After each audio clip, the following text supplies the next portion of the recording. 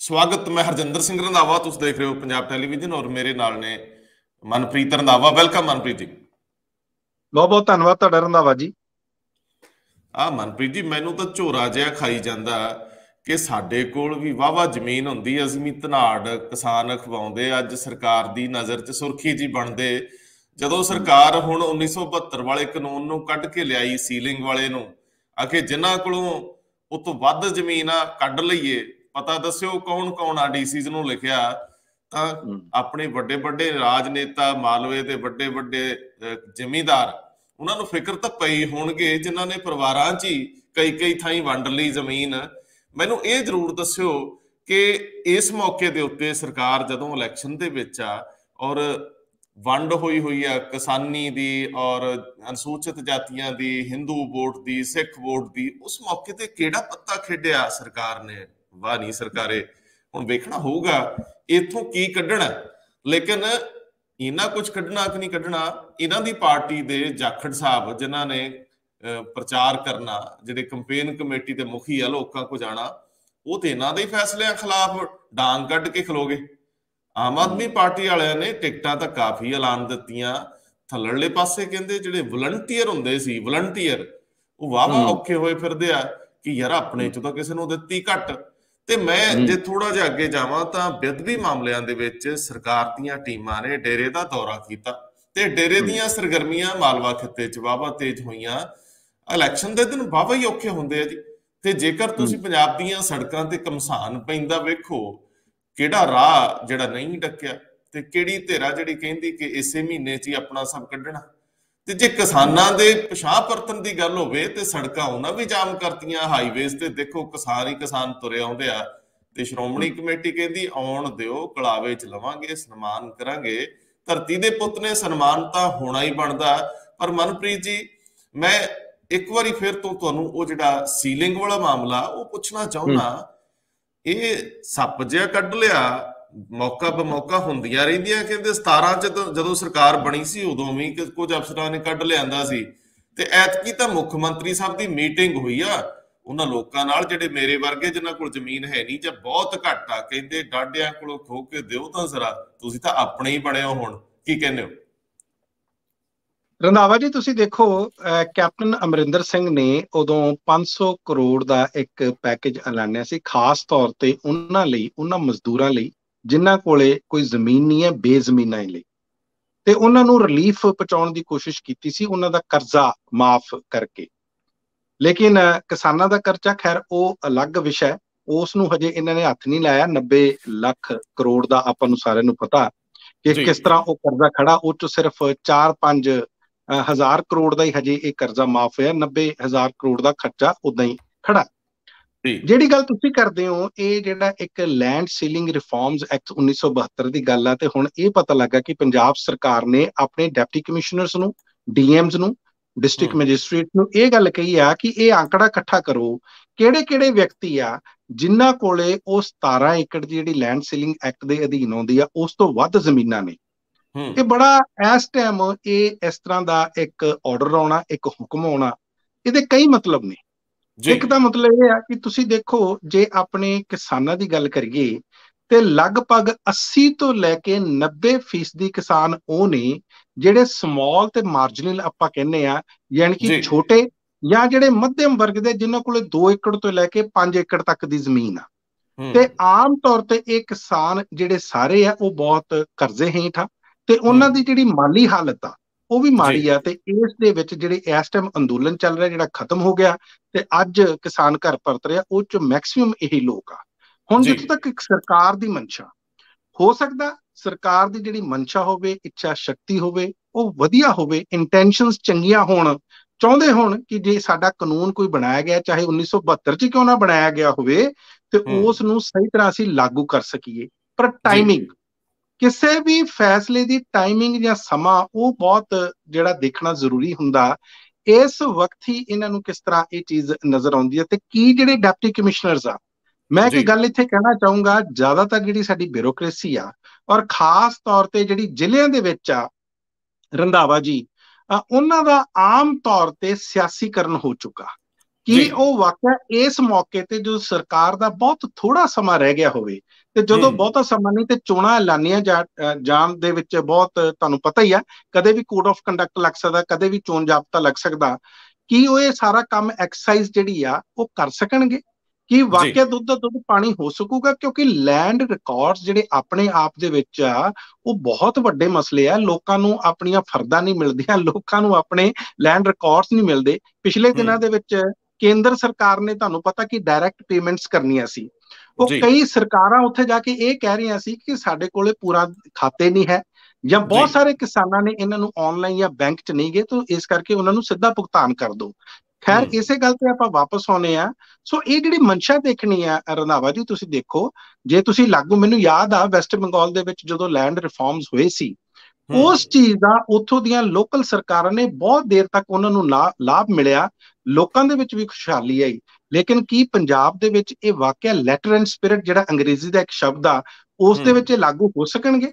ਜਾਂ ਜਿੰਨਾ ਜੀ। ਸਮਾਂ ਬਚਿਆ ਉਸ ਦੇ ਵਿੱਚ ਕੀ ਵਾਕਿਆ ਜਿਹੜੇ ਡਿਪਟੀ ਕਮਿਸ਼ਨਰ ਆ ਉਹ ਅੰਕੜਾ ਇਕੱਠਾ ਕਰਕੇ ਸਰਕਾਰ ਨੂੰ ਦੇ ਸਕਣਗੇ?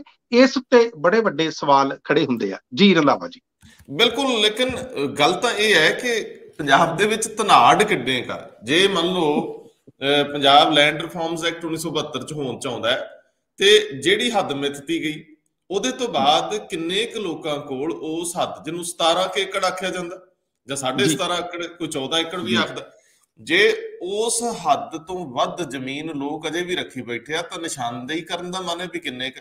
ਪਰ ਜੇਕਰ ਤੁਸੀਂ ਆਲੇ ਦੁਆਲੇ ਚ ਝਾਤ ਮਾਰ ਲਓ, ਤੇ ਮੇਰਾ ਖਿਆਲ ਹੈ ਕਿ ਤੁਹਾਨੂੰ ਬਹੁਤ ਸਾਰੇ ਐਸੇ ਮਿਲ ਜਾਣਗੇ ਜਿਹੜੇ 20 ਕਿੱਲਿਆਂ ਤੋਂ ਵੱਧ ਵਾਹੁੰਦੇ ਆ। ਲੋਕਾਂ ਨੇ ਪਰਿਵਾਰਾਂ ਦੇ ਵਿੱਚ ਹੀ ਜ਼ਮੀਨ ਵੰਡ ਲਈ, ਇੱਕ ਦੂਜੇ ਦੇ ਨਾਂ ਕਰਾ ਲਈ। ਖੈਰ, ਇਹ ਤਾਂ ਤੌਰ ਤਰੀਕੇ ਹੋ ਸਕਦੇ ਆ ਜੀ, ਇੱਕ ਬੰਦੇ ਦੇ ਨਾਂ ਇੰਨੀ ਹੋ ਸਕਦੀ ਹੈ, ਭੈਣ ਭਰਾਵਾਂ ਦੇ ਨਾਂ ਹੋ ਗਈ, ਔਰ ਬਾਗਾਂ ਦੇ ਵਿੱਚ ਚਲੇ ਗਈ, ਕੰਪਨੀਆਂ ਬਣਾ ਲੀਆਂ ਗਈਆਂ।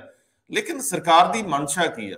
ਕੀ ਸਰਕਾਰ ਨੂੰ ਇਸ ਗੱਲ ਦਾ ਅੰਦਾਜ਼ਾ ਹੈ ਕਿ ਕਿੰਨੇ ਕੁ ਪ੍ਰਤੀਸ਼ਤ ਲੋਕਾਂ ਕੋਲ ਇਸ ਸੀਲਿੰਗ ਤੋਂ ਉੱਪਰ ਦੀ ਗੱਲ ਆ, ਤੇ ਉਹਨਾਂ ਨੂੰ ਕਿਵੇਂ ਸਕੰਜੇ 'ਚ ਲਿਆ ਜਾ ਸਕਦਾ? ਤੇ ਫਿਰ ਜੇਕਰ ਇਸ ਤਰ੍ਹਾਂ ਦੇ ਵਰਗ ਨੂੰ ਸਕੰਜੇ 'ਚ ਲੈਣ ਦੀ ਅਪਰੋਚ ਹੈ, ਔਰ ਇਲੈਕਸ਼ਨ ਦੇ ਵਿੱਚ ਆ ਕੇ ਉਹਦੀ ਜਿਹੜੀ ਮਨਸ਼ਾ ਹੈ ਉਹਨੂੰ ਦੇਖਿਆ ਜਾਵੇ। ਜਾਖੜ ਸਾਹਿਬ ਦਾ ਉਹ ਟਵੀਟ ਜਿਹੜਾ ਆਪਣੀ ਸਰਕਾਰ ਨੂੰ ਕਟਹਿਰੇ 'ਚ ਖੜਾ ਕਰਦਾ ਹੈ, ਔਰ ਇਸ ਤਰ੍ਹਾਂ ਦੇ ਵੱਡੇ ਜਿਹੜੇ ਧਨਾੜ ਜ਼ਮੀਂਦਾਰ ਨੇ, ਮਤਲਬ ਜਿਵੇਂ ਬਾਦਲ ਪਿੰਡ ਜਾਂ ਬਾਕੀ ਲੋਕਾਂ ਦੇ ਉਧਰ ਮਾਲਵੇ ਪੱਟੀ ਦੀਆਂ ਬੜੀਆਂ ਜ਼ਮੀਨਾਂ ਐਸੀਆਂ ਨੇ ਜਿਹੜੀਆਂ ਬੜੀਆਂ ਖੁੱਲੀਆਂ ਨੇ। ਅਸੀਂ ਕਿਸੇ ਵਿਅਕਤੀ ਵਿਸ਼ੇਸ਼ ਨੂੰ ਫੋਕਸ ਵਿੱਚ ਨਹੀਂ ਰੱਖ ਰਹੇ, ਲੇਕਿਨ ਬਹੁਤ ਸਾਰੇ ਐਸੇ ਲੋਕ ਆ ਜਿਹੜੇ ਬਹੁਤ ਵੱਡੀ ਵਾਹੀ ਕਰਦੇ ਆ। ਖੈਰ, ਇਹ ਸਰਕਾਰ ਦੀ ਮਨਸ਼ਾ ਬਾਰੇ ਮੈਨੂੰ ਨਹੀਂ ਜੇ ਸਪਸ਼ਟ ਹੋ ਸਕਿਆ ਕਿ ਪੰਗਾ ਲੈਣਾ ਇਹਨੂੰ ਕਹਿੰਦੇ ਆ। ਪਰ ਜਾਖੜ ਸਾਹਿਬ ਜਦੋਂ ਉਹ ਲਾਊਡ ਸਪੀਕਰਾਂ ਵਾਲੀ ਗੱਲ ਤੇ ਤਿੱਖਾ ਟਵੀਟ ਕਰਦੇ ਆ, ਟਿੱਪਣੀ ਉਹਦੇ ਤੇ ਵੀ ਦੇ ਚੱਲਿਆ ਵੀ ਇਹਨਾਂ ਦਾ ਆਪਣੀ ਸਰਕਾਰ ਦਾ ਪ੍ਰਚਾਰ ਕਰਨਾ ਸੀ, ਆਪਣੀ ਪਾਰਟੀ ਦੇ ਕੈਂਡੀਡੇਟਸ ਨੂੰ ਜਿਤਾਉਣ ਲਈ ਜਾਣਾ ਸੀ, ਤਾਂ ਇਹ ਤਾਂ ਘਰ ਵੱਲੋਂ ਹੀ ਮੋੜ ਆਏ ਡਾਂਗ ਕੱਢ ਕੇ। ਹੁਣ ਬੂਹੇ 'ਚ ਕਿੱਦਾਂ ਦੇ ਮਿਲਣਗੇ ਲੋਕ, ਸਵਾਗਤ ਹੋਊਗਾ, ਹੱਥੋਂ ਪਾਈ ਹੋਊਗੀ, ਇੱਕੋ ਥਾਂ ਇਕੱਠੇ ਬਹਿ ਕੇ ਰੋਟੀ ਖਾਣਗੇ, ਜਾਂ ਫਿਰ ਡਾਂਗ ਸੋਟਾ ਹੀ ਚੱਲਦਾ ਰਹੂ? ਦੇਖੋ, ਜਿਸ ਹੁਕਮ ਦੀ ਜਾਂ ਜਿਸ ਆਰਡਰ ਦੀ ਅਸੀਂ ਕੱਲ ਵੀ ਗੱਲ ਕੀਤੀ ਸੀ, ਹਾਲਾਂਕਿ ਸਰਕਾਰ ਨੂੰ ਜਦੋਂ ਉਹਨਾਂ ਦੀ ਬਹੁਤ ਆਲੋਚਨਾ ਹੋਈ, ਉਹ ਆਰਡਰ ਤਾਂ ਉਦੋਂ ਹੀ ਉਹਨਾਂ ਨੇ ਵਾਪਸ ਲੈ ਲਿਆ ਸੀ, ਤੇ ਜੀ। ਸਰਕਾਰ ਨੂੰ ਸਮਝ ਨਹੀਂ ਸੀ ਆ ਰਹੀ, ਪੰਜਾਬ ਸਰਕਾਰ ਨੂੰ, ਕਿ ਇਹਦਾ ਹੁਣ ਕਰੀਏ ਕੀ, ਤੇ ਕੀ ਇੱਕ ਸੀ ਐਕਸਪਲੇਨੇਸ਼ਨ ਦੇਈਏ, ਲੋਕਾਂ ਨੂੰ ਸਮਝਾਈਏ ਕੀ। ਤੇ ਇਸ ਉੱਤੇ ਜਿਹੜੀ ਇਹ ਗੱਲ ਤੁਸੀਂ ਦੱਸੀ ਆ, ਸੁਨੀਲ ਜਾਖੜ ਜਿਹੜੇ ਪਹਿਲਾਂ ਹੀ ਪਾਰਟੀ ਤੋਂ ਕੁਝ ਨਾਰਾਜ਼ ਚੱਲ ਰਹੇ ਨੇ, ਉਹਨਾਂ ਨੇ ਉਸ ਆਰਡਰ ਦੀ ਕਾਪੀ ਲੈ ਕੇ ਟਵੀਟ ਕਰਤੀ, ਤੇ ਨਾਲ ਇਹ ਲਿਖਿਆ ਕਿ ਯਾਰ ਹੈਰਾਨੀ ਹੁੰਦੀ ਆ ਕਿ ਇਸ ਤਰ੍ਹਾਂ ਦਾ ਵੀ ਕੋਈ ਆਰਡਰ ਕਰ ਸਕਦੀ ਹੈ ਸਰਕਾਰ। ਇਸ ਤਰ੍ਹਾਂ ਦਾ, ਕਹਿੰਦੇ, ਮੈਨੂੰ ਇਸ ਗੱਲ ਤੇ ਯਕੀਨ ਹੀ ਨਹੀਂ ਆਉਂਦਾ ਕਿ ਇਸ ਤਰ੍ਹਾਂ ਦਾ ਕੋਈ ਆਰਡਰ ਕੱਢ ਸਕਦੇ। ਸੋ ਇਸ ਦੇ ਵਿੱਚ ਆਪਣੇ ਆਪ ਦੇ ਵਿੱਚ ਤੁਸੀਂ ਦੇਖ ਸਕਦੇ ਹੋ। ਦੇਖੋ, ਇੱਕ ਗੱਲ ਤਾਂ ਰੰਧਾਵਾ ਜੀ ਜ਼ਰੂਰ ਹੈ, ਪੱਕੀ ਹੈ, ਕਿ ਸੁਨੀਲ ਜਾਖੜ ਹੋਣਾ ਨੂੰ ਜੇ ਆਪਣੀ ਹੀ ਸਰਕਾਰ ਕਿਉਂ ਨਾ ਹੋਵੇ, ਜੇ ਇਸ ਤਰ੍ਹਾਂ ਦਾ ਕੋਈ ਆਰਡਰ ਕੱਢਦੇ ਆ ਤੇ ਉਹ ਪਬਲਿਕਲੀ ਇਸ ਗੱਲ ਨੂੰ ਕੰਡੈਮ ਕਰਦੇ ਆ ਜਾਂ ਆਲੋਚਨਾ ਕਰਦੇ ਆ, ਤੇ ਕਿਸੇ ਨਾ ਕਿਸੇ ਤਰ੍ਹਾਂ ਤਾਰੀਫ ਕਰਨੀ ਚਾਹੀਦੀ ਹੈ। ਲੇਕਿਨ ਨਾਲ ਦੀ ਨਾਲ ਆਪਾਂ ਨੂੰ ਇਹ ਵੀ ਪਤਾ ਕਿ ਉਹ ਇਹ ਪਹਿਲੀ ਵਾਰੀ ਨਹੀਂ ਕਰ ਰਹੇ, ਉਹ ਲਗਾਤਾਰ ਕਰ ਰਿਹਾ, ਕਿਉਂਕਿ ਪਹਿਲੇ ਹੀ ਕੁਝ ਸਮੇਂ ਤੋਂ ਉਹ ਆਲੋਚਨਾ ਜਿਹੜੀ ਆ ਉਹ ਕਰਦੇ ਆ ਰਹੇ ਆ, ਤੇ ਉਹਨਾਂ ਦਾ ਜਿਹੜਾ ਇਸ ਟਾਈਮ ਜਿਹੜਾ ਵਤੀਰਾ, ਉਹਨਾਂ ਦੇ ਹਾਲਾਤ ਆ, ਉਹ ਇਸ ਤਰ੍ਹਾਂ ਦੇ ਬਣੇ ਹੋਏ ਆ। ਜਾਂ ਤਾਂ ਹੋਵੇ ਕਿ ਉਹ ਪਹਿਲਾਂ ਬੜੀਆਂ ਤਾਰੀਫਾਂ ਕਰ ਰਹੇ ਹੋਣ, ਉਹਨਾਂ ਨੂੰ ਤਾਂ ਕੋਸ਼ਿਸ਼ ਇਹ ਹੋ ਰਹੀ ਹੈ ਕਿ ਕਿਸੇ ਤਰ੍ਹਾਂ ਪਾਰਟੀ ਦੇ ਵਿੱਚ ਰੋਕ ਲਿਆ ਜਾਵੇ। ਉਹਨਾਂ ਨੂੰ ਪਿਛਲੇ ਦਿਨਾਂ ਦੇ ਵਿੱਚ ਜਿਸ ਤਰ੍ਹਾਂ ਚੇਅਰਮੈਨ ਲਾਇਆ ਕੈਂਪੇਨ ਕਮੇਟੀ ਦਾ, ਹਜੇ ਤੱਕ ਉਹਨਾਂ ਨੇ ਕੰਮ ਤਾਂ ਮੈਨੂੰ ਲੱਗਦਾ ਆਰੰਭਿਆ ਨਹੀਂ। ਇਹ ਟਵੀਟ ਜ਼ਰੂਰ ਸਾਨੂੰ ਦੇਖਣ ਨੂੰ ਮਿਲਿਆ ਤੇ ਆਪਣੀ ਸਰਕਾਰ ਦੀ ਆਲੋਚਨਾ ਵੇਖਣ ਨੂੰ ਮਿਲੀ ਆ, ਲੇਕਿਨ ਆਉਣ ਵਾਲੇ ਦਿਨਾਂ ਦੇ ਵਿੱਚ ਇਹਨਾਂ ਉੱਤੇ ਵੀ ਨਜ਼ਰ ਰਹੇਗੀ। ਲੇਕਿਨ ਹਾਂ, ਸਰਕਾਰ ਨੂੰ ਆਪਣੇ ਹਰ ਫੈਸਲੇ, ਚਾਹੇ ਉਹ ਡੀਸੀਆਂ ਨੂੰ ਆਰਡਰ ਹੋਵੇ ਕਿ ਲੈਂਡ ਰਿਫਾਰਮ ਕਰਨੇ ਆ, ਤੇ ਚਾਹੇ ਇਸ ਤਰ੍ਹਾਂ ਦੇ ਹੋਣ ਬੜੇ ਵਾਕਈ ਜਿਹੜਾ ਲੱਗਦਾ ਮੈਨੂੰ ਕਈ ਵਾਰੀ ਇਹ ਸ਼ਬਦਾਂ ਦੀ ਘਾਟ ਪੈ ਜਾਂਦੀ ਆ ਕਿ ਬਹੁਤ ਅਜੀਬ ਲੱਗਦਾ ਕਿਸਮ ਦਾ ਜਦੋਂ ਕਹਿੰਦੇ ਕਿ ਤੁਸੀਂ ਵੱਡਾ ਸਾਰਾ ਡੀਜੇ ਲਾ ਦਿਓ, ਉੱਥੇ ਸ਼ਬਦ ਕੀਰਤਨ ਦਾ ਉਚਾਰ ਹੋਵੇ, ਜਾਂ ਚਾਹੇ ਤੁਸੀਂ ਧਾਰਮਿਕ ਗੀਤ ਲਾ ਦਿਓ। ਤੇ ਇਸ ਕਰਕੇ ਲਾ ਦਿਓ ਕਿਉਂਕਿ ਜਿਹੜੇ ਪ੍ਰੋਟੈਸਟ ਕਰਨ ਵਾਲੇ ਆ, ਧਰਨਾ ਪ੍ਰਦਰਸ਼ਨ ਕਰਨ ਵਾਲੇ ਆ, ਜਾਂ ਤੁਹਾਡੇ ਖਿਲਾਫ ਵਿਰੋਧ ਕਰਨ ਵਾਲੇ ਆ, ਉਹਨਾਂ ਦੀ ਆਵਾਜ਼ ਉਸ ਸਾਊਂਡ ਦੇ ਵਿੱਚ, ਉਸ ਮਿਊਜ਼ਿਕ ਦੇ ਵਿੱਚ ਜਾਂ ਸ਼ਬਦ ਕੀਰਤਨ ਦੇ ਵਿੱਚ ਦਬਾ ਦਿੱਤੀ ਜਾਵੇ। ਇਹ ਆਪਣੇ ਆਪ ਦੇ ਵਿੱਚ ਬੜੀ ਹੈਰਾਨ ਕਰਨ ਵਾਲੀ ਤੇ ਨਾਲ ਹੀ ਹਾਸੋਹੀਣ ਗੱਲ ਲੱਗਦੀ ਹੈ ਜੀ। ਮਨਪ੍ਰੀਤ ਜੀ, ਇਸੇ ਆਰਡਰ ਤੋਂ ਲਗਭਗ ਇੱਕ ਦਿਨ ਬਾਅਦ ਜੋ ਪੰਜਾਬ ਦੀਆਂ ਸੜਕਾਂ ਤੇ ਮਾਨਸਾ ਹੋਵੇ ਜਾਂ ਹੋਰ ਵੱਖ-ਵੱਖ ਥਾਵਾਂ ਤੇ ਜਿੱਥੇ ਜਿੱਥੇ ਵੀ ਸਰਕਾਰੀ ਜ਼ਿੰਮੇਵਾਰ ਪਹੁੰਚੇ, ਉੱਥੇ ਵਿਰੋਧ ਬੜਾ ਤਿੱਖਾ ਹੋਇਆ। ਤੇ ਵਿਰੋਧ ਦੇ ਨਾਲ ਨਾਲ ਸਰਕਾਰ ਵਾਲੇ ਪਾਸਿਓਂ ਸਰਕਾਰੀ ਤੰਤਰ ਨੇ ਵੀ ਉਹ ਜੋ ਤਰੀਕਾਕਾਰ ਅਪਣਾਇਆ, ਉਹਨੇ ਇੱਕ ਵਾਰੀ ਫਿਰ ਬੜੀ ਮਨੁੱਖੀ ਹੱਕਾਂ ਦੀ ਗੱਲ, ਜਿਹੜੀ ਕੱਲ ਹੋਈ, ਦਿਨ ਵੀ ਸੀ ਕੱਲ ਮਨੁੱਖੀ ਹੱਕਾਂ ਦਾ, ਇਹ ਬੜਾ ਕੰਟਰੋਵਰਸ਼ੀਅਲ ਵਿਸ਼ਾ ਹੈ। ਇਹ ਦੋਨੇ ਆਪਸ ਵਿੱਚ ਕਿੱਥੇ ਖੜਦੇ ਆ? ਕਿੱਥੇ ਜਿੱਥੇ ਸਟੇਟ ਨੇ ਮਨੁੱਖੀ ਹੱਕਾਂ ਦੀ ਪੈਰਵਾਈ ਕਰਨੀ ਹੁੰਦੀ ਹੈ, ਰਾਖੀ ਕਰਨੀ ਹੁੰਦੀ ਹੈ, ਉੱਥੇ ਮਨੁੱਖੀ ਹੱਕਾਂ ਦਾ ਕੁਚਲੇ ਜਾਣਾ। ਤੁਹਾਨੂੰ ਲੋਕਤੰਤਰ 'ਚ ਹੱਕ ਮੰਗਣਾ ਆ, ਨੂੰ ਡਾਂਗ ਫੇਰਨੀ, ਇਹ ਪੁਰਾਣੀ ਰਵਾਇਤ ਆ। ਵੈਸੇ ਪੰਜਾਬ ਦੇ ਵਿੱਚ ਤਾਂ ਹੁੰਦਾ ਹੀ ਆਇਆ। ਪੱਗਾਂ ਕਿੱਥੇ ਨਹੀਂ ਲੱਥੀਆਂ, ਚੁੰਨੀਆਂ ਕਿੱਥੇ ਨਹੀਂ ਖਿੱਚੀਆਂ, ਕਿੱਥੇ ਘੜੀਸੇ ਨਹੀਂ ਗਏ, ਕਿੱਥੇ ਨਹਿਰਾਂ 'ਚ ਛਾਲਾਂ ਨਹੀਂ ਮਾਰੀਆਂ, ਤੁਹਾਨੂੰ ਯਾਦ ਹੋਣਾ। ਤੇ ਹੁਣ ਫਿਰ ਉਹੀ ਵਰਤਾਰੇ ਨੇ। ਇਹ ਕਿਸ ਦਿਨ ਰੁਕਣਗੇ? ਜਦੋਂ ਚੋਣ ਜ਼ਾਬਤਾ ਲਾਗੂ ਹੋ ਗਿਆ, ਜਾਂ ਇਹ ਕਾਂਗਰਸ ਲਈ ਭਾਰੀ ਪੈਣ ਵਾਲੇ? ਦੇਖੋ ਰੰਧਾਵਾ ਜੀ, ਅਸੀਂ ਚਰਨਜੀਤ ਸਿੰਘ ਚੰਨੀ ਜਿਹੜੇ ਮੁੱਖ ਮੰਤਰੀ ਨੇ ਪੰਜਾਬ ਦੇ, ਉਹਨਾਂ ਨੂੰ ਅਕਸਰ ਕਹਿੰਦੇ ਸੁਣਿਆ ਕਿ ਆਮ ਆਦਮੀ ਤਾਂ ਮੇਰੇ ਵਰਗਾ ਹੁੰਦਾ, ਮੈਂ ਹਾਂ ਆਮ ਆਦਮੀ। ਔਰ ਵਾਕਿਆ ਲੋਕਾਂ ਨੂੰ ਜਦੋਂ ਇਹ ਗੱਲ ਕਹਿੰਦੇ ਆ ਬੜੇ ਚੰਗੇ ਲੱਗਦੇ ਆ। ਲੇਕਿਨ ਜਦੋਂ ਉਹਨਾਂ ਦੀ ਮਾਨਸਾ ਰੈਲੀ ਦੇ ਵਿੱਚ ਜਿਹੜੇ ਬੇਰੁਜ਼ਗਾਰ ਨੇ, ਚਾਹੇ ਉਹ ETT ਵਾਲੇ ਨੇ, ਚਾਹੇ ਉਹ TET ਵਾਲੇ ਨੇ, ਚਾਹੇ ਉਹ B.Ed ਵਾਲੇ ਨੇ, ਜੇ ਉਹ ਧਰਨੇ ਪ੍ਰਦਰਸ਼ਨ ਕਰਦੇ ਨੇ, ਦੁਖੀ ਹੋ ਕੇ ਕਰਦੇ ਨੇ, ਜਿਸ ਤਰ੍ਹਾਂ ਦਾ ਵਤੀਰਾ ਕੱਲ ਪੁਲਿਸ ਨੇ ਉਹਨਾਂ ਨਾਲ ਕੀਤਾ, ਜੋ ਦਰਿੰਦਗੀ ਸਾਨੂੰ ਬਹੁਤ ਸਾਰੀਆਂ ਵੀਡੀਓਜ਼ ਦੇ ਵਿੱਚ ਦੇਖਣ ਨੂੰ ਮਿਲੀ ਕੁਝ ਅਫਸਰਾਂ ਨੂੰ, ਉਹ ਵਾਕਿਆ ਜਿਹੜਾ ਪੰਜਾਬ ਦਾ ਸਿਰ ਆ ਉਹ ਸ਼ਰਮਸਾਰ ਕਰਦਾ, ਵਾਕਿਆ ਝੁਕਦਾ ਕਿ ਕਿਸ ਤਰ੍ਹਾਂ ਦੀ ਟ੍ਰੇਨਿੰਗ ਅਸੀਂ ਇਹਨਾਂ ਪੁਲਿਸ ਨੂੰ ਦਿੰਦੇ ਹਾਂ। ਦੇਖੋ, ਪੁਲਿਸ ਦਾ ਅਸੀਂ ਕੰਮ ਸਮਝ ਸਕਦੇ ਹਾਂ ਕਿ ਉਹ ਵੀ ਬੜੇ ਸਟ੍ਰੈਸ ਕੰਮ ਕਰਦੀ ਹੈ, ਪਰ ਇਹਨਾਂ ਦੀ ਟ੍ਰੇਨਿੰਗ ਕਿਉਂ ਨਹੀਂ ਹੁੰਦੀ? ਸਿਵਲ ਜਦੋਂ ਅਨਰੈਸਟ ਹੁੰਦਾ, ਇੱਕ ਖਾਸ ਤਰ੍ਹਾਂ ਦੀ ਟ੍ਰੇਨਿੰਗ, ਜਦੋਂ ਸਿਵਲ ਅਨਰੈਸਟ ਦੇ ਵਿੱਚ ਵਿਰੋਧ ਪ੍ਰਦਰਸ਼ਨ ਹੁੰਦੇ ਆ, ਗੋਲੀਆਂ ਚਲਾਉਣੀਆਂ, ਡਾਂਗ ਚਲਾਉਣੀ, ਇਹ ਬਹੁਤ ਸੌਖੀ ਹੈ। ਲੇਕਿਨ ਇੱਕ ਸਿਵਲ ਅਨਰੈਸਟ ਨੂੰ, ਇੱਕ ਪ੍ਰੋਟੈਸਟ ਨੂੰ, ਇੱਕ ਡੈਮੋਨਸਟ੍ਰੇਸ਼ਨ ਨੂੰ ਕਿਸ ਤਰ੍ਹਾਂ ਰੋਕਣਾ, ਕਿੱਦਾਂ ਟੈਕਲ ਕਰਨਾ, ਇਹਦੀ ਮੈਨੂੰ ਲੱਗਦਾ ਟ੍ਰੇਨਿੰਗ ਹੋਣੀ ਬਹੁਤ ਜ਼ਰੂਰੀ ਆ। ਹਰ ਵਾਰੀ ਤੁਸੀਂ ਮੈਂ ਇੱਥੋਂ ਤੱਕ ਜਿਹੜੇ ਉਹ ਦੇਖੇ ਔਰ ਮੰਜ਼ਰ ਦੇਖਿਆ ਕਿ ਬੱਸ 'ਚ ਬੈਠੇ ਹੋਏ ਜਿਹੜੇ ਸੀ ਪ੍ਰੋਟੈਸਟਰ, ਉਹਨਾਂ ਦੇ ਵਿੱਚ ਵੀ ਬਾਹਰੋਂ ਉਹ ਲਾਠੀਆਂ ਡਾਂਗਾ ਉਹਨਾਂ ਨੂੰ ਮਾਰ ਰਹੇ ਸੀ। ਇਸ ਤਰ੍ਹਾਂ ਦੀ ਫਰਸਟ੍ਰੇਸ਼ਨ ਜਿਹੜੀ ਕੱਲ ਫੋਰਸ ਦੇ ਵਿੱਚ ਦੇਖਣ ਨੂੰ ਮਿਲੀ, ਉਹ ਵਾਕਿਆ ਬੜੀ ਮੰਦਭਾਗੀ ਆ, ਬਹੁਤ ਅਨਫੋਰਚੂਨੇਟ ਆ। ਔਰ ਖਾਸ ਤੌਰ ਤੇ ਤੁਸੀਂ ਦੇਖੋ, ਇਹ ਵੀ ਆਪਣੇ ਆਪ ਦੇ ਵਿੱਚ ਬੜਾ ਕੋਇਨਸੀਡੈਂਟ ਆ ਕਿ ਕੱਲ ਹੀ ਮਨੁੱਖੀ ਅਧਿਕਾਰਾਂ ਦਾ ਦਿਨ ਸੀ। ਪੂਰੀ ਦੁਨੀਆ ਦੇ ਵਿੱਚ ਉਹ ਅਧਿਕਾਰਾਂ ਦਾ ਦਿਨ ਮਨਾਇਆ ਜਾ ਰਿਹਾ ਸੀ, ਤੇ ਇੱਕ ਪਾਸੇ ਪੰਜਾਬ ਪੁਲਿਸ ਇਸ ਤਰ੍ਹਾਂ ਦਾ ਵਤੀਰਾ ਕਰ ਰਹੀ ਸੀ। ਮੈਂ ਇੱਕ ਗੱਲ ਹੋਰ ਨਾਲ ਕਹਿਣਾ ਕਿ ਪਿਛਲੇ ਕਾਫੀ ਸਮੇਂ ਤੋਂ ਸਾਡੇ ਜਿਹੜੇ ਇੱਥੇ ਯੂਨੀਵਰਸਿਟੀਆਂ ਦੇ, ਕਾਲਜਿਸ ਦੇ ਟੀਚਰ, ਉਹ ਲਗਾਤਾਰ UGC ਦੇ 7th ਪੇ ਕਮਿਸ਼ਨ ਨੂੰ ਲਾਗੂ ਕਰਨ ਦੀ ਗੱਲ ਕਰ ਰਹੇ ਆ। ਉਹ ਵੀ ਧਰਨੇ ਤੇ ਨੇ। ਔਰ ਤੁਸੀਂ ਦੇਖੋ, 1 ਦਸੰਬਰ ਤੋਂ ਕਲਾਸਾਂ ਨਹੀਂ ਲੱਗ ਰਹੀਆਂ। ਸਟੂਡੈਂਟਸ ਜਿਹੜੇ ਆ, ਸਾਡਾ ਭਵਿੱਖ ਆ, ਉਹਨਾਂ ਦੀਆਂ ਕਲਾਸਾਂ, ਉਹਨਾਂ ਦਾ ਆਪਣਾ ਭਵਿੱਖ ਆ ਜਿਹੜਾ, ਉਹ ਕਿੱਦਾਂ ਅੰਧਕਾਰ ਦੇ ਵਿੱਚ ਆ, ਕਿੱਦਾਂ ਹਨੇਰੇ ਦੇ ਵਿੱਚ ਆ, ਤੇ ਇਹ ਲੋਕ ਕੁਝ ਕਰ ਨਹੀਂ ਰਹੇ। ਪੰਜਾਬ ਇੱਕ ਵਾਹਿਦ ਸੂਬਾ, ਪੰਜਾਬ ਹੋ ਗਿਆ, ਚੰਡੀਗੜ੍ਹ ਹੋ ਗਿਆ, ਤੇ ਇੱਕ ਰਹਿ ਗਿਆ ਹਿਮਾਚਲ ਪ੍ਰਦੇਸ਼। ਇਹੀ 3 ਸੂਬੇ ਆ ਜਿਨ੍ਹਾਂ ਨੇ ਇਹ UGC ਦੀ ਨੋਟੀਫਿਕੇਸ਼ਨ ਹਜੇ ਜਾਰੀ ਨਹੀਂ ਕੀਤੀ। ਬਾਕੀ ਸਾਰਿਆਂ ਨੇ ਜਿਹੜੀ ਆ ਉਹ ਲਾਗੂ ਕਰ ਦਿੱਤੀ ਹੈ। ਆਮ ਤੌਰ ਤੇ ਚੰਡੀਗੜ੍ਹ ਉਹੀ ਕਰਦਾ ਜੋ ਪੰਜਾਬ ਨੂੰ ਦੇਖ ਕੇ ਕਰਦਾ, ਤੇ ਹਿਮਾਚਲ ਵੀ ਜਿਹੜਾ ਹੈ ਉਹ ਪੰਜਾਬ ਨੂੰ ਹੀ ਫੋਲੋ ਕਰਦਾ ਜਦੋਂ ਵੀ ਇਸ ਤਰ੍ਹਾਂ ਦੀ ਕੋਈ ਇਨਸਟਰਕਸ਼ਨ ਆਉਂਦੀ ਆ। ਸੋ ਇਹਨਾਂ ਚੀਜ਼ਾਂ ਨੂੰ ਦੇਖ ਕੇ ਵਾਕਿਆ ਹੈਰਾਨੀ ਲੱਗਦੀ ਹੈ, ਕਿਉਂਕਿ ਚਰਨਜੀਤ ਸਿੰਘ ਚੰਨੀ ਆ ਜਿਹੜੇ, ਉਹ ਬੜੇ ਪੜ੍ਹੇ ਲਿਖੇ ਨੇ। ਪਿਛਲੇ ਦਿਨਾਂ ਦੇ ਵਿੱਚ ਤੁਸੀਂ ਆਪ ਗੁਰੂ ਨਾਨਕ ਦੇਵ ਯੂਨੀਵਰਸਿਟੀ ਤੋਂ ਪੜ੍ਹੇ ਹੋ ਰੰਧਾਵਾ ਜੀ, ਤੁਸੀਂ ਪਿਛਲੇ ਦਿਨਾਂ ਦੇ ਵਿੱਚ ਵਾਈਸ ਚਾਂਸਲਰ ਹੋਣ ਦੀ ਗੱਲ ਵੀ ਕੀਤੀ ਸੀ। ਜਦੋਂ ਚਰਨਜੀਤ ਸਿੰਘ ਚੰਨੀ ਜਾਂਦੇ ਨੇ ਅੰਮ੍ਰਿਤਸਰ, ਤੇ ਤੁਹਾਨੂੰ ਪਤਾ ਬਹੁਤ ਸਾਰੀਆਂ ਚੇਅਰਸ ਉਹ ਸਥਾਪਿਤ ਕਰਦੇ ਆ, ਉਹਨਾਂ ਦੀ ਗੱਲ ਕਰਦੇ ਆ, ਪਰ ਉਹਨਾਂ ਚੇਅਰਸ ਦੀ ਰਿਸਰਚ ਕਿੱਦਾਂ ਹੋਣੀ ਆ, ਫੰਡਸ ਕਿੱਦਾਂ ਆਉਣੇ ਆ? ਔਰ GNDU ਦੇ VC ਵੀ ਉਹਨਾਂ ਨੂੰ ਮੈਂ ਦੇਖਿਆ ਇੱਕ ਮੈਸੇਜ ਦੇ ਵਿੱਚ ਉਹਨਾਂ ਨੂੰ ਗੁਹਾਰ ਲਗਾ ਰਿਹਾ, ਉਹਨਾਂ ਨੂੰ ਬੇਨਤੀ ਕਰ ਰਹੇ ਆ ਕਿ ਤੁਸੀਂ UGC ਦੀਆਂ ਜਿਹੜੀਆਂ ਉਹ ਨੋਟੀਫਿਕੇਸ਼ਨ ਆ ਜਾਂ 7th ਪੇ ਕਮਿਸ਼ਨ ਆ, ਉਹ ਪਲੀਜ਼ ਲਾਗੂ ਕਰ ਦਿਓ, ਸਾਡੇ ਲਈ ਇਹ ਬਹੁਤ ਜ਼ਰੂਰੀ ਆ। ਸੋ ਜੋ ਇਸ ਤਰ੍ਹਾਂ ਦੀਆਂ ਟੀਚਰ, ਸਾਡਾ ਜਿਹੜਾ ਮਾਸ਼ਰਾ, ਪੜ੍ਹਿਆ ਲਿਖਿਆ ਨੌਜਵਾਨ, ਸਾਰਿਆਂ ਦਾ ਜਿਹੜਾ ਭਵਿੱਖ ਹਨੇਰੇ 'ਚ ਆ। ਇਸ ਕਰਕੇ ਮੁੱਖ ਮੰਤਰੀ ਜਿਹੜੇ ਆਪ ਬੜੇ ਪੜ੍ਹੇ ਲਿਖੇ ਮੰਨੇ ਜਾਂਦੇ ਆ, ਹੁਣ ਤਾਂ ਕਹਿੰਦੇ ਆ PhD ਵੀ ਕਰ ਰਹੇ ਆ, ਉਹਨਾਂ ਨੂੰ ਇਸ ਪਾਸੇ ਜ਼ਰੂਰ ਧਿਆਨ ਦੇਣਾ ਚਾਹੀਦਾ, ਤਾਂ ਕਿ ਜਿਹੜਾ ਸਾਡਾ ਸਿੱਖਿਆ ਦੇ। ਇੱਕ ਗੱਲ ਮੈਂ ਇਹ 'ਚ ਹੋਰ ਐਡ ਕਰਦਾ, ਪ੍ਰਗਟ ਸਿੰਘ ਨੇ ਇਸ ਚੀਜ਼ ਨੂੰ ਰਿਕਮੈਂਡ ਕਰਕੇ ਭੇਜਤਾ, ਲੇਕਿਨ ਇਹ ਜਿਹੜੀ ਚੀਜ਼ ਹੈ ਇਸ ਟਾਈਮ ਉਹ ਮਨਪ੍ਰੀਤ ਸਿੰਘ ਬਾਦਲ, ਕਿਉਂਕਿ ਉਹ ਫਾਈਨਾਂਸ ਦੇਖਦੇ ਨੇ, ਔਰ ਜਿਹੜੇ ਟੀਚਰਸ ਆ ਉਹਨਾਂ ਦਾ ਇਹ ਕਹਿਣਾ ਕਿ ਬਹੁਤ ਜ਼ਿਆਦਾ ਜਿਹੜਾ ਬੋਝ ਉਹ ਨਹੀਂ ਪੈਣਾ, ਸਿਰਫ 15 ਤੋਂ 20 ਕਰੋੜ ਦਾ ਹੀ ਬੋਝ ਇਸ ਸਰਕਾਰ ਤੇ ਪਏਗਾ, ਜਿਸ ਕਰਕੇ ਜਿਹੜਾ ਤੁਹਾਡੀ ਜਿਹੜੀ ਸਿੱਖਿਆ ਘੱਟੋ ਘੱਟ ਉਸ ਤੇ ਕੋਈ ਮਾੜਾ ਅਸਰ ਨਾ ਪਵੇ। ਇਸ ਕਰਕੇ ਇਸ ਬਾਰੇ ਜ਼ਰੂਰ ਸੋਚਣਾ ਚਾਹੀਦਾ ਹੈ। ਜੀ ਰੰਧਾਵਾ ਜੀ। ਗੱਲ ਤਾਂ ਮਨਪ੍ਰੀਤ ਜੀ ਜਿਹੜੀ ਨਵਜੋਤ ਸਿੰਘ ਸਿੱਧੂ ਵਾਲੀ ਹੈ ਨਾ, ਕਿ ਦੇਖੋ ਦੇਣ ਲਈ ਤਾਂ ਤੁਸੀਂ ਸਭ ਕੁਝ ਦੇ ਦਿਓਗੇ, ਪਰ ਤੁਹਾਡੇ ਕੋਲ ਵੀ ਕਿੱਧਰੋਂ ਆਉਣਾ ਚਾਹੀਦਾ ਨਾ, ਉਹਦੇ ਉੱਤੇ ਕੋਈ ਕੰਮ ਨਹੀਂ ਹੋ ਰਿਹਾ, ਕਿਉਂਕਿ ਆਖਰੀ ਸਮਾਂ ਹੈ ਤੇ ਇਹੀ ਹੈ ਕਿ ਹੱਥ ਧਿਰ ਖੁਸ਼ ਕਰ ਲੋ। ਖੁਸ਼ ਹੋਈਆਂ ਤੇਰਾ ਵਿਰੋਧ ਦਾ ਤਿੱਖਾਪਣ ਦੱਸਦਾ ਹੈ ਕਿ ਅਜੇ ਸੌਖਾ ਨਹੀਂ ਗਾ ਇਹ ਪੈਂਡਾ, ਇਹ ਵਿਖੜਾ ਮਾਰਗ ਹੈ, ਇਹਦੇ ਤੇ ਚੱਲਣਾ ਔਖਾ ਹੈ ਜੇ। ਲੇਕਿਨ ਕੱਲ ਜਿਹੜਾ ਇੱਕ ਬੜਾ ਰੌਲਾ ਪੈਂਦਾ ਰਿਹਾ ਫੁੱਲ ਡੇ ਪੂਰਾ ਦਿਨ, ਜਿਹਦੇ ਵਿੱਚ ਜਿਹੜੇ ਐਸਐਸਪੀਸ ਦੇ ਤਬਾਦਲਿਆਂ ਨੂੰ ਲੈ ਕੇ, ਪੁਲਿਸ ਅਫਸਰਾਂ ਦੇ ਤਬਾਦਲਿਆਂ ਨੂੰ ਲੈ ਕੇ ਜਿਹੜੇ ਮੰਤਰੀ ਭਿੜੇ ਸੀ, ਉਹਨਾਂ ਨੇ ਕੋਈ ਬਾਅਦ ਦੇ ਵਿੱਚ ਬਹੁਤੀ ਆਵਾਜ਼ ਕੱਢੀ ਨਹੀਂ। ਲੇਕਿਨ ਇਹਦੇ 'ਚ ਸੁਖਬੀਰ ਸਿੰਘ ਬਾਦਲ, ਹਰਪਾਲ ਸਿੰਘ ਚੀਮਾ, ਰਾਦਰ ਮੇਰੇ ਖਿਆਲ ਬਿਕਰਮ ਸਿੰਘ ਮਜੀਠੀ, ਇਹਨਾਂ ਦਾ ਪ੍ਰੈਸ ਕਾਨਫਰੰਸ ਵੀ ਕੀਤੀ ਸੀਗੀ ਕਿ ਬਾਰਡਰ ਸਟੇਟ ਹੈ ਔਰ ਜੋ ਵਾਪਰ ਰਿਹਾ ਇਹਦੇ ਉੱਤੇ ਕੋਈ, ਲੇਕਿਨ ਸਰਕਾਰ ਨੇ ਚੁੱਪ ਧਾਰ ਲਈ, ਜਿਵੇਂ ਕੁਝ ਹੋਇਆ ਹੀ ਨਹੀਂ ਹੁੰਦਾ। ਟਿੱਪਣੀ ਕੋਈ ਨਹੀਂ ਦਿੱਤੀ, ਪ੍ਰਤੀਕਰਮ ਹੀ ਕੋਈ ਨਹੀਂ ਦਿੱਤਾ।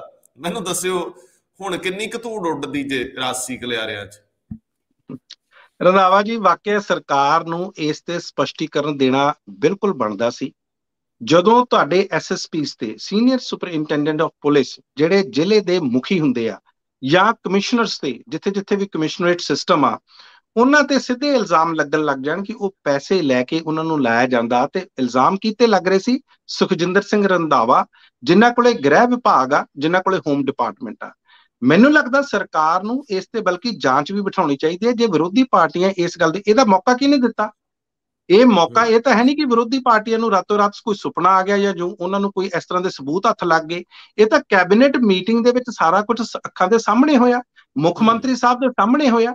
ਜੇ ਰਾਣਾ ਗੁਰਜੀਤ ਜਾਂ ਤ੍ਰਿਪਤ ਰਜਿੰਦਰ ਸਿੰਘ ਬਾਜਵਾ ਜਾਂ ਉੱਥੇ ਸੁਖਜਿੰਦਰ ਸਿੰਘ ਰੰਧਾਵਾ ਤੇ ਹੋਰ ਬਾਕੀ ਸਾਰੀ ਕੈਬਨਿਟ ਉੱਥੇ ਬੈਠੀ ਹੋਈ ਹੈ, ਤਾਂ ਮੈਨੂੰ ਤਾਂ ਲੱਗਦਾ ਸਾਰੇ ਮੰਤਰੀਆਂ ਨੂੰ ਕਹਿਣਾ ਚਾਹੀਦਾ ਕਿ ਬਿਲਕੁਲ ਜੀ, ਔਰ ਸੁਖਜਿੰਦਰ ਸਿੰਘ ਰੰਧਾਵਾ ਨੂੰ ਕਹਿਣਾ ਚਾਹੀਦਾ ਬਲਕਿ ਕਿ ਜਿਹੜੇ ਮੇਰੇ ਤੇ ਇਲਜ਼ਾਮ ਲੱਗੇ ਆ ਝੂਠੇ ਆ, ਤੇ ਮੈਂ ਚਾਹੁੰਦਾ ਕਿ ਇਹਨਾਂ ਚੋਂ ਮੈਂ ਪਾਕ ਸਾਫ਼ ਉਤਰਾਂ, ਇਸ ਕਰਕੇ ਇਹਦੀ ਇਨਕੁਆਇਰੀ ਆਰਡਰ ਕਰੋ। ਤੇ ਦੇਖੋ, ਜੇ ਕੋਈ ਐਸਐਸਪੀ ਜਾਂ ਕੋਈ ਕਮਿਸ਼ਨਰ ਜਾਂ ਕੋਈ ਵੀ ਪੁਲਿਸ ਆਫੀਸਰ ਜੇ ਪੈਸੇ ਲੈ ਕੇ ਲਾਇਆ ਜਾਂਦਾ ਤੇ ਮੈਂ ਉਹਦੇ ਲਈ ਜ਼ਿੰਮੇਵਾਰ ਹਾਂ। ਲੇਕਿਨ ਮੈਨੂੰ ਲੱਗਦਾ ਤੁਹਾਨੂੰ ਯਾਦ ਹੈ ਮੁਹੰਮਦ ਮੁਸਤਫਾ ਸਾਹਿਬ ਨੇ ਇੱਕ ਵਾਰੀ ਮੁੱਖ ਮੰਤਰੀ ਨੂੰ ਕਟਹਿਰੇ 'ਚ ਕੀਤਾ ਸੀ ਖੜੇ, ਸਾਬਕਾ ਕੈਪਟਨ ਸਾਹਿਬ ਨੂੰ, ਆਖੇ ਇੱਕ ਅਫਸਰ ਮੇਰੇ ਰਿਸ਼ਤੇਦਾਰ ਦੇ ਸਾਹਮਣੇ ਰੋਂਦਾ ਨਿਕਲਿਆ ਸੀ, ਮੇਰੇ ਕੋਲ ਪੈਸੇ ਲੈ ਲਏ ਤੇ ਮੈਨੂੰ ਐਸਐਸਪੀ ਨਹੀਂ ਲਾਇਆ।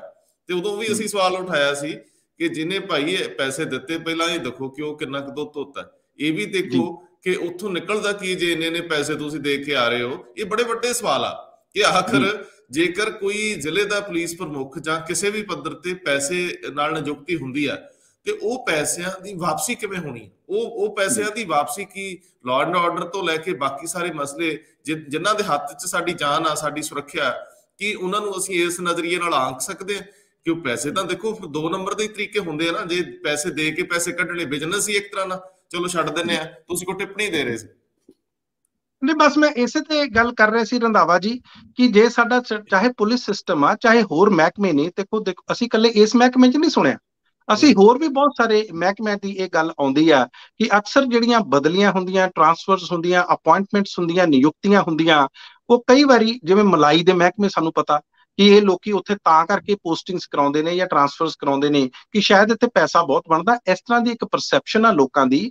ਹੋ ਸਕਦਾ ਉਸ ਪਰਸੈਪਸ਼ਨ ਦੇ ਵਿੱਚ ਕਿਸੇ ਨਾ ਕਿਤੇ ਗਲਤੀ ਵੀ ਹੋਵੇ ਜਾਂ ਪੂਰੀ ਜਿਹੜੀ ਪੁਖਤਾ ਜਾਣਕਾਰੀ ਦੇ ਆਧਾਰ ਤੇ ਨਾ ਹੋਵੇ, ਲੇਕਿਨ ਇਸ ਦੇ ਬਾਵਜੂਦ ਵੀ ਜੇ ਹੈ ਤੇ ਜੇ ਮੁੱਖ ਮੰਤਰੀ ਚਰਨਜੀਤ ਸਿੰਘ ਚੰਨੀ ਆਏ ਆ, ਜਿਹੜੇ ਟਰਾਂਸਪੇਰੈਂਸੀ ਦੀ ਗੱਲ ਕਰਦੇ ਆ, ਪਾਰਦਰਸ਼ਤਾ ਦੀ ਗੱਲ ਕਰਦੇ ਆ, ਹੁਣ ਸਹੀ ਮੌਕਾ ਇਹਨਾਂ ਚੀਜ਼ਾਂ ਦੀ ਜਾਂਚ ਕਰਾਓ। ਤੇ ਜੇ ਲੋਕਾਂ ਨੂੰ ਵਾਕਿਆ ਲੱਗਦਾ, ਹੁਣ ਤੁਸੀਂ ਦੇਖੋ ਉਹਨਾਂ ਨੇ ਕਿਹਾ 25,000 ਰੁਪਏ ਮੈਂ ਦਊਂਗਾ ਜੇ ਮੈਨੂੰ ਕੋਈ ਸਬੂਤ ਦਊਗਾ, ਜੇ ਰੇਤੇ ਬਜਰੀ ਦਾ ਜਾਂ ਰੇਤਾ ਕੋਈ ਗੈਰ ਕਾਨੂੰਨੀ ਢੰਗ ਨਾਲ ਚੁੱਕਦਾ ਹੋਇਆ ਦਿਖਾਈ ਦਿੱਤਾ, ਮੈਨੂੰ ਸਬੂਤ ਦਿਓ। ਇਹ ਜਿਹੜੀ ਚੀਜ਼ ਆ ਇਹ ਸਾਰੇ ਮਹਿਕਮੇ ਤੇ ਲਾਗੂ ਹੋਣੀ ਚਾਹੀਦੀ ਹੈ, ਕੱਲੇ ਰੇਤੇ ਬਜਰੀ ਤੇ ਨਹੀਂ ਹੋਣੀ ਚਾਹੀਦੀ। ਕੋਈ ਵੀ ਸਬੂਤ, ਔਰ ਕਈ ਵਾਰੀ ਕੀ ਹੁੰਦਾ ਕਿ ਸਰਕਾਰਾਂ ਮੰਨਦੀਆਂ ਵੀ ਨਹੀਂ। ਹਾਲਾਂਕਿ ਵੈਸੇ ਆਮ ਆਦਮੀ ਪਾਰਟੀ ਨੇ ਕਿਸੇ ਤਰ੍ਹਾਂ ਦਾ ਹਜੇ ਸਬੂਤ ਨਹੀਂ ਦਿੱਤਾ। ਵੈਸੇ ਕੱਲ ਰਾਘਵ ਚੱਡਾ ਦੀ ਮੈਂ ਇੰਟਰਵਿਊ ਦੇਖ ਰਿਹਾ ਸੀ, ਉਹ ਇੱਕ ਜੰਗਲਾਤ ਮਹਿਕਮੇ ਦੀ ਜ਼ਮੀਨ ਦੀ ਜ਼ਰੂਰ ਗੱਲ ਕਰ ਰਹੇ ਸੀ, ਬੜੇ ਸਪੈਸੀਫਿਕ ਉਹਨਾਂ ਦੇ ਐਲੀਗੇਸ਼ਨ ਸੀ, ਖਾਸ ਤੌਰ ਤੇ ਉਹਨਾਂ ਨੇ ਐਲੀਗੇਸ਼ਨ ਲਾ ਰਹੇ ਸੀ। ਤੇ ਇਸ ਚੀਜ਼ ਦੀ ਫਿਰ ਚਰਨਜੀਤ ਸਿੰਘ ਚੰਨੀ ਜਾਂਚ ਕਰਵਾ ਲੈਣ, ਤੇ ਜੇ ਵਾਕਿਆ ਨਿਕਲਦਾ ਠੀਕ ਤੇ ਫਿਰ ਰਾਘਵ ਚੱਡਾ ਨੂੰ 25,000 ਰੁਪਇਆ ਦੇ ਦੇਣ। ਸੋ ਗੱਲ ਤਾਂ ਇਹ ਆ, ਸਿਰਫ ਸਟੇਟਮੈਂਟਾਂ ਨਾਲ ਨਹੀਂ ਹੋਣਾ, ਕਮ ਸੇ ਕਮ ਉਹਦਾ ਇੱਕ ਪਰਸੈਪਸ਼ਨ ਲੋਕਾਂ ਤੱਕ ਉਹ ਸਹੀ ਸੁਨੇਹਾ ਜਾਣਾ ਚਾਹੀਦਾ। ਤਦੇ ਤੁਹਾਡੀ ਜਿਹੜੀ ਭਰੋਸੇਯੋਗਤਾ ਲੋਕਾਂ 'ਚ ਬਣੇਗੀ। ਨਹੀਂ ਤਾਂ ਫਿਰ ਇਸੇ ਤਰ੍ਹਾਂ ਕੰਮ ਚੱਲਦਾ ਰਹੂਗਾ ਤੇ ਪੰਜਾਬ ਦੇ ਲੋਕ ਤੇ ਪੰਜਾਬ ਇਸੇ ਤਰ੍ਹਾਂ ਸਫਰ ਕਰਦਾ ਰਹੇਗਾ ਜੀ। ਦੇਖੋ ਮਨਪ੍ਰੀਤ ਜੀ, ਦੇਰ ਤੋਂ ਇਲਜ਼ਾਮ ਤਾਂ ਹੈਗੇ ਨੇ ਕਿ ਪੰਜਾਬ ਪੁਲਿਸ ਦਾ ਸਿਆਸੀਕਰਨ ਹੋਇਆ। ਸਿਆਸੀਕਰਨ ਮਾੜਾ ਹੈ, ਇਹ ਤਾਂ ਮੈਰਿਟ ਤੇ ਇਹ ਫੋਰਸ ਆ, ਇਹ ਸਾਡੀ ਜੀਵਨ ਰੱਖਿਅਕ ਹੈ। ਇਹਦੀ ਨਿਯੁਕਤੀ ਤੇ ਜਿੰਨੀ ਵੀ ਪ੍ਰਕਿਰਿਆ ਭਰਤੀਆਂ ਦੀ, ਉਹ ਸਾਰੀ ਮੈਰਿਟ ਤੇ ਹੋਣੀ ਚਾਹੀਦੀ ਹੈ। ਅਸੀਂ ਸਾਰਿਆਂ ਨੂੰ ਇੱਕ ਰੱਸੇ ਬੰਨ੍ਹਦੇ ਵੀ ਨਹੀਂ, ਇਸ ਹਮਾਮ ਦੇ ਵਿੱਚ ਸਾਰੇ ਹੀ ਨੰਗੇ ਹੋਣਗੇ ਐਸਾ ਕੋਈ ਸੱਚ ਦਿਸਿਆ ਨਹੀਂ। ਔਰ ਲੇਕਿਨ ਜਿੱਥੇ ਵੀ ਕਿਤੇ ਮੰਨ ਲਓ ਧੂੜ ਉੱਡਦੀ ਹੋਵੇ ਤੇ ਉਹਨੂੰ ਛਾਨਣਾ ਲਾ ਹੀ ਲੈਣਾ ਚਾਹੀਦਾ, ਰੋਡ ਕੱਢ ਲੈਣੇ ਚਾਹੀਦੇ, ਹਰਜ ਕੀ ਹੈ। ਲੇਕਿਨ ਬਹੁਤ ਅਹਿਮ ਆ ਕਿ ਸਰਕਾਰਾਂ ਇਹੋ ਜਿਹੇ ਸੈਂਸਿਟਿਵ ਇਸ਼ੂਜ਼ ਦੇ ਉੱਤੇ ਕਦੇ ਵੀ ਅੱਗੇ ਨਹੀਂ ਵਧਦੀਆਂ। ਇਹ ਇਕੱਲੀ ਸਰਕਾਰ ਨਹੀਂ, ਜਿਹੜੀ ਤੁਸੀਂ ਕਹਿੰਦੇ ਹੋ ਨਾ ਮਲਾਈ ਵਾਲੇ ਮਹਿਕਮੇ, ਤਬਾਦਲੇ, ਨਿਯੁਕਤੀਆਂ, ਕਈ ਕੁਝ, ਇਹ ਤਾਂ ਮੁੱਢ ਕਦੀਮੋਂ ਹੀ ਹੁੰਦਾ ਰਿਹਾ। ਮੇਰੇ ਖਿਆਲ ਜਦੋਂ ਦੀ ਅਸੀਂ ਸੁਰਤ ਸੰਭਾਲੀ ਹੈ ਉਦੋਂ ਤੋਂ ਹੀ ਹੈ ਕਿ ਸੱਤਾ ਦੇ ਨੇੜੇ ਨੇੜੇ ਰਹਿਣ ਵਾਲੇ ਉਹ ਨੇੜੇ ਰਹਿਣਾ ਸਿੱਖ ਗਏ ਨੇ। ਉਹਨਾਂ ਨੂੰ ਤੁਸੀਂ ਸਰਕਾਰ ਕੋਈ ਵੀ ਆਵੇ ਪਾਸੇ ਨਹੀਂ ਕਰ ਸਕਦੇ। ਕੋਈ ਹੱਦ ਬਹੁਤ ਹੀ ਜ਼ਿਆਦਾ ਕਿਸੇ ਦੇ ਨੋਟਸ ਵਿੱਚ ਹੋਵੇ ਵੀ ਆਹ ਫਲਾਣੀ ਸਰਕਾਰ ਦਾ ਚਹੇਤਾ ਸੀ, ਉਹ ਵੱਧ ਤੋਂ ਵੱਧ 6 ਮਹੀਨੇ ਬਾਹਰ ਰਹਿੰਦਾ, ਫਿਰ ਵਾਪਸ ਆ ਜਾਂਦਾ। ਲੇਕਿਨ ਅੱਜ ਇੱਕ ਵਾਪਸ ਆਉਣ ਦੀਆਂ ਗੱਲਾਂ, ਹਾਂ ਇਹ ਰੰਧਾਵਾ ਸਾਹਿਬ ਨੂੰ ਵੀ ਜਾਂਚ ਕਰਾਉਣੀ ਚਾਹੀਦੀ ਹੈ, ਮੁੱਖ ਮੰਤਰੀ ਨੂੰ ਵੀ ਕਰਾਉਣੀ ਚਾਹੀਦੀ ਹੈ, ਇਹ ਜਵਾਬ ਮਿਲਣੇ ਚਾਹੀਦੇ ਆ, ਕਿਉਂਕਿ ਇਹ ਬਹੁਤ ਹੀ ਸੈਂਸਿਟਿਵ, ਵਾਕਈ ਸੈਂਸਿਟਿਵ ਇਸ਼ੂ ਆ। ਲੇਕਿਨ ਇਸ ਤੋਂ ਵੀ ਅਗਲੀ ਗੱਲ ਇਹ ਆ ਕਿ ਅੱਜ ਕਿਸਾਨ ਵੀ ਮੁੜ ਰਹੇ ਆ, ਬਹੁਤ ਸਾਰੇ ਕਿਸਾਨ ਰਾਹਾਂ 'ਚ ਨੇ। ਅੱਜ ਫਤਿਹ ਮਾਰਚ, ਉੱਥੇ ਜਿਹੜਾ ਫਤਿਹ ਜਸ਼ਨ ਸ਼ੁਰੂ ਹੋਣੇ ਸੀ, ਹੋ ਗਏ ਆ। ਉੱਥੋਂ ਤੁਸੀਂ ਬਾਰਡਰਸ ਦੀਆਂ ਜਿਹੜੀਆਂ ਪਰਿਸਥਿਤੀਆਂ ਉਹਨਾਂ ਨੂੰ ਜਦੋਂ ਦੇਖੋਗੇ ਤਾਂ ਇੱਥੇ ਵੱਖ-ਵੱਖ ਥਾਵਾਂ ਤੇ ਮੁੱਖ ਮੰਤਰੀ ਨੇ ਵੀ ਐਲਾਨ ਕੀਤਾ ਸੀ ਕਿਸਾਨਾਂ ਦਾ ਸਵਾਗਤ ਕਰਾਂਗੇ, ਸ਼੍ਰੋਮਣੀ ਕਮੇਟੀ ਨੇ ਸਨਮਾਨ ਕਰਨ ਦੀ ਗੱਲ ਕੀਤੀ ਆ ਲੀਡਰਸ ਦਾ। ਸੋ ਇਹ ਵੀ ਬੜੀ ਦਿਲਚਸਪ ਚੀਜ਼ ਆ ਕਿ ਇੰਜ ਹੁਣ ਅੱਗੇ ਵੱਧ ਰਹੀ ਹੈ ਗੱਲ। ਔਰ ਬੇਅਦਬੀ ਮਾਮਲਿਆਂ 'ਚ ਇੱਕ ਛੋਟੀ ਜਿਹੀ ਟਿੱਪਣੀ ਕਿ ਉਹ ਡੇਰੇ 'ਚ ਗਈ ਹੈ ਟੀਮ ਪਰਮਾਰ ਸਾਹਿਬ ਦੀ ਅਗਵਾਈ 'ਚ, ਸਵਾਲ ਵੀ ਪੁੱਛਿਆ ਉੱਥੇ ਪ੍ਰਬੰਧਕਾਂ ਨੂੰ, ਲੇਕਿਨ ਵਿਪਾਸਨਾ ਤਾਂ ਉਹਨਾਂ ਨੂੰ ਸ਼ਾਇਦ ਉਹ ਪ੍ਰਬੰਧਕ ਉਹ ਤਾਂ ਮਿਲੀ ਨਹੀਂ। ਲੇਕਿਨ ਇਹ ਗੱਲਾਂ ਕਿੰਨੀਆਂ ਕੁ ਅੱਗੇ ਵਧਣਗੀਆਂ, ਕਿਉਂਕਿ ਬੜਾ ਸਮਾਂ ਥੋੜਾ ਰਹਿ ਗਿਆ, ਤਰੀਕਾਂ ਵੀ ਕਾਫੀ ਹੁਣ ਬਾਰ-ਬਾਰ ਪੈ ਰਹੀਆਂ ਨੇ। ਲੇਕਿਨ ਇਹ ਚੀਜ਼ ਦੇ ਵਿੱਚ ਕੋਈ ਬਹਿਸ ਵਰਗੀ ਸਥਿਤੀ ਤੇ ਅਜੇ ਅਸੀਂ ਨਹੀਂ ਪਹੁੰਚੇ। ਅਜੇ ਵੀ ਲੋਕ ਆਪਣੀਆਂ ਐਪਲੀਕੇਸ਼ਨਸ ਅਦਾਲਤਾਂ 'ਚ ਮੂਵ ਕਰਕੇ ਗੱਲ ਨੂੰ ਡਿਲੇ ਕਰ ਰਹੇ ਆ। ਕੀ ਕਹਿੰਦੇ ਹੋ ਰੰਧਾਵਾ ਜੀ? ਤੁਸੀਂ ਦੇਖੋ, ਜਿਹੜੇ ਇਹ ਆਈਜੀ ਸਤਿੰਦਰਪਾਲ ਸਿੰਘ ਪਰਮਾਰ ਨੇ, ਇਹਨਾਂ ਦੇ ਅਧੀਨ ਜਿਹੜੀ ਕਮੇਟੀ ਇੱਕ SIT ਬਣੀ ਹੈ, ਸਪੈਸ਼ਲ ਇਨਵੈਸਟੀਗੇਸ਼ਨ ਟੀਮ, ਇਹ ਲਗਾਤਾਰ ਇਹ ਵਿਪਾਸਨਾ ਇੰਸਾ ਤੇ ਨਾਲ ਦੀ ਨਾਲ ਡਾਕਟਰ PR ਨੈਨ, ਇਹਨਾਂ ਨੂੰ ਕਈ ਵਾਰੀ ਇਹਨਾਂ ਨੇ ਨੋਟਿਸਿਸ ਭੇਜੇ ਕਿ ਤੁਸੀਂ ਆ ਕੇ ਪੇਸ਼ ਹੋ। 3 ਵਾਰ 4 ਵਾਰ ਜੋ ਲਗਾਤਾਰ ਪੇਸ਼ ਨਹੀਂ ਹੋਏ, ਇਹ ਕਹਿੰਦੇ ਰਹੇ ਕਿ ਅਸੀਂ ਬਿਮਾਰ ਆ ਜਾਂ ਸਾਡੀ ਜਿਹੜੀ ਤਬੀਅਤ ਆ ਉਹ ਨਾਸਾਜ਼ ਆ। ਬਿਲਕੁਲ ਹੋ ਸਕਦੀ ਹੈ, ਇਹਦੇ ਵਿੱਚ ਕੋਈ ਦੋ ਰਾਵਾਂ ਨਹੀਂ ਹੋ ਸਕਦੀਆਂ। ਲੇਕਿਨ ਨਾਲ ਦੀ ਨਾਲ ਫਿਰ ਇਹਨਾਂ ਨੇ ਕਿਹਾ ਕਿ ਚਲੋ ਅਸੀਂ ਆਪ ਆ ਕੇ ਜਦੋਂ ਪੁੱਛਗਿੱਛ ਕਰਦੇ ਹਾਂ, ਤੇ ਫਿਰ ਇਹ ਜਿਹੜੇ ਡਾਕਟਰ PR ਨੈਨ ਤੇ ਵਿਪਾਸਨਾ ਇੰਸਾ ਕੋਰਟ 'ਚ ਗਏ। ਡਰ ਉਹਨਾਂ ਨੂੰ ਇਹ ਸੀ ਕਿ ਸਾਨੂੰ ਕਿਤੇ ਗ੍ਰਿਫਤਾਰ ਨਾ ਕਰ ਲਿਆ ਜਾਵੇ। ਜਦੋਂ ਵੀ ਕੋਈ ਪੁੱਛਗਿੱਛ ਹੁੰਦੀ ਆ, ਆਮ ਤੌਰ ਤੇ ਗ੍ਰਿਫਤਾਰੀ ਨਹੀਂ ਹੁੰਦੀ, ਪੁੱਛਗਿੱਛ ਮੁੱਢਲੇ ਦੌਰ ਦੇ ਵਿੱਚ ਹੀ ਹੁੰਦੀ ਆ। ਤੇ ਇਸ ਕਰਕੇ ਜਦੋਂ ਲਗਾਤਾਰ ਅਵੋਇਡ ਕਰਨਾ ਕਿਸੇ ਵੀ ਜਾਂਚ ਏਜੰਸੀ ਨੂੰ ਕਈ ਨਾ ਕਈ ਕਿਤੇ ਨਾ ਕਿਤੇ ਉਹ ਸ਼ੱਕ ਜਾਂ ਸ਼ੁਬੇ ਜ਼ਰੂਰ ਪੈਦਾ ਕਰਦਾ। ਖੈਰ, ਤੁਹਾਡੀ ਗੱਲ ਬਿਲਕੁਲ ਠੀਕ ਆ, ਵਿਪਾਸਨਾ ਇੰਸਾ ਤਾਂ ਨਹੀਂ ਉਹਨਾਂ ਨੂੰ ਮਿਲੇ। ਡਾਕਟਰ PR ਨੈਨ ਨੂੰ ਉਹਨਾਂ ਨੇ ਸਵਾਲ ਦਿੱਤੇ ਆ, ਕਈ ਸਵਾਲਾਂ ਦੇ ਉਹਨਾਂ ਨੇ, ਕਿਉਂਕਿ ਇਸ ਤੋਂ ਪਹਿਲਾਂ ਤੁਸੀਂ ਦੇਖੋ ਗੁਰਮੀਤ ਰਾਮ ਰਹੀਮ ਉਹਨਾਂ ਦੀ ਵੀ ਪੁੱਛਗਿੱਛ ਹੋ ਚੁੱਕੀ ਆ, ਉਹਨਾਂ ਤੋਂ ਵੀ ਇਹ ਸਾਰੇ ਸਵਾਲ ਪੁੱਛੇ ਗਏ ਆ।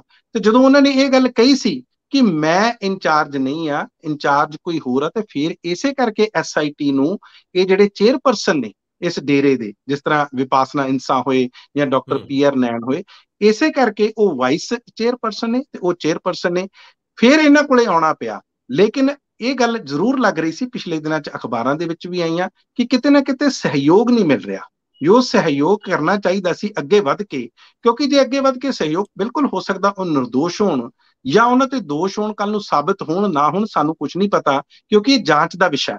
ਲੇਕਿਨ ਇਸ ਦੇ ਨਾਲ ਜਦੋਂ ਸਹਿਯੋਗ ਨਹੀਂ ਹੁੰਦਾ, ਫਿਰ ਮੈਂ ਤੁਹਾਨੂੰ ਜਿਸ ਤਰ੍ਹਾਂ ਪਹਿਲਾਂ ਕਹਿ ਕੇ ਹਟਿਆ, ਉਹ ਸ਼ੱਕ ਸ਼ੁਬੇ ਜ਼ਰੂਰ ਪੈਦਾ ਹੁੰਦੇ ਨੇ। ਸੋ ਇਸੇ ਕਰਕੇ ਹੁਣ ਦੇਖਦੇ ਹਾਂ। ਸਮਾਂ, ਤੁਹਾਡੀ ਗੱਲ ਬਿਲਕੁਲ ਠੀਕ ਹੈ ਕਿ ਸਮਾਂ ਬਹੁਤ ਘੱਟ ਰਹਿ ਗਿਆ ਇਸ ਸਰਕਾਰ ਕੋਲੇ, ਪਰ ਮੈਨੂੰ ਲੱਗਦਾ ਇੱਥੋਂ ਤੱਕ ਹੀ ਸਮਾਂ ਨਹੀਂ ਹੈ। ਜੇ ਅਗਲੀ ਵੀ ਸਰਕਾਰ ਬਣੂਗੀ, ਜੇ ਇਹ ਅੱਗੇ ਜਾਂਦੀ ਆ, ਜੇ ਕੋਈ ਦੁੱਧ ਦਾ ਦੁੱਧ ਪਾਣੀ ਦਾ ਪਾਣੀ, ਜਾਂ ਕਿਸੇ ਤਰ੍ਹਾਂ ਲੋਕਾਂ ਨੂੰ ਕੋਈ ਇਨਸਾਫ ਮਿਲ ਸਕੇ, ਲੋਕਾਂ ਨੂੰ ਪਤਾ ਲੱਗ ਸਕੇ ਕਿ ਹੋਇਆ ਕੀ ਆ, ਤੇ ਮੈਨੂੰ ਲੱਗਦਾ ਆਪਣੇ ਆਪ 'ਚ ਇਹੀ ਇੱਕ ਜਸਟਿਸ ਆ, ਇਹੀ ਇਨਸਾਫ ਆ। ਮੈਂ ਸਰੋਤਿਆਂ ਦਰਸ਼ਕਾਂ ਨੂੰ ਬੇਨਤੀ ਕਰਨਾ ਚਾਹੁੰਦਾ ਕਿ ਜੇ ਤੁਹਾਨੂੰ ਅੱਜ ਥੋੜਾ ਸਵਾਦ ਘੱਟ ਆਇਆ ਹੋਵੇ ਜਾਂ ਮੇਰੀ ਆਵਾਜ਼ ਦੇ ਵਿੱਚ ਤੁਹਾਨੂੰ ਉਹ ਦਮ ਨਾ ਲੱਗਿਆ ਹੋਵੇ, ਤਾਂ ਮਾਫੀ ਦੇ ਦਿਓ, ਕਿਉਂਕਿ ਅੱਜ ਤਬੀਅਤ ਥੋੜੀ ਨਾਸਾਜ਼ ਸੀ, ਸਿਹਤ ਬਹੁਤੀ ਵੱਲ ਨਹੀਂ ਸੀ। ਖੈਰ, ਫਿਰ ਅਗਲੇ ਸੈਗਮੈਂਟ 'ਚ ਹਾਜ਼ਰ ਹੋਵਾਂਗੇ ਪੂਰੇ ਉਸੇ ਹੀ ਜੋਸ਼ੋ ਖਰੋਸ਼ ਨਾਲ। ਅੱਜ ਤਾਂ ਲਫ਼ਜ਼ਾਂ ਦੇ ਉੱਤੇ ਵੀ ਪਕੜ ਬਣਦੀ ਨਹੀਂ ਪਈ, ਫਿਰ ਵੀ ਮਨਪ੍ਰੀਤ ਜੀ ਨੇ ਬਹੁਤ ਜ਼ਿਆਦਾ ਚੀਜ਼ਾਂ ਨੂੰ ਕਵਰ ਕਰ ਲਿਆ। ਬਹੁਤ ਮਿਹਰਬਾਨੀ, ਬਹੁਤ ਧੰਨਵਾਦ। ਰੰਧਾਵਾ ਜੀ, ਜਾਂਦੇ ਜਾਂਦੇ ਗੱਲ ਤੁਹਾਡਾ ਧੰਨਵਾਦ ਕਰਦੇ ਹੋਏ ਗੱਲ ਕਹਿੰਦਾ, ਤੁਹਾਡੇ ਆਵਾਜ਼ ਦੇ ਵਿੱਚ ਉਹੀ ਬੁਲੰਦੀ ਹੈ, ਉਹੀ ਦਮ ਹੈ, ਉਹੀ ਦਮਖਮ ਆ। ਸੋ ਇਸ ਚੀਜ਼ ਨੂੰ ਤੁਸੀਂ ਬਿਲਕੁਲ ਨਾ ਠੀਕ ਹੈ। ਤੁਸੀਂ ਆਪਣੀ ਸਿਹਤ ਦਾ ਖਿਆਲ ਰੱਖੋ, ਤੇ ਬਹੁਤ ਬਹੁਤ ਤੁਹਾਡਾ ਇੱਕ ਵਾਰੀ ਫੇਰ ਧੰਨਵਾਦ। ਇਹ ਮੇਰੇ ਖੁਸ਼ ਹੋਣ ਲਈ ਕਾਫੀ ਲਫ਼ਜ਼ ਨੇ। ਬਹੁਤ ਮਿਹਰਬਾਨੀ।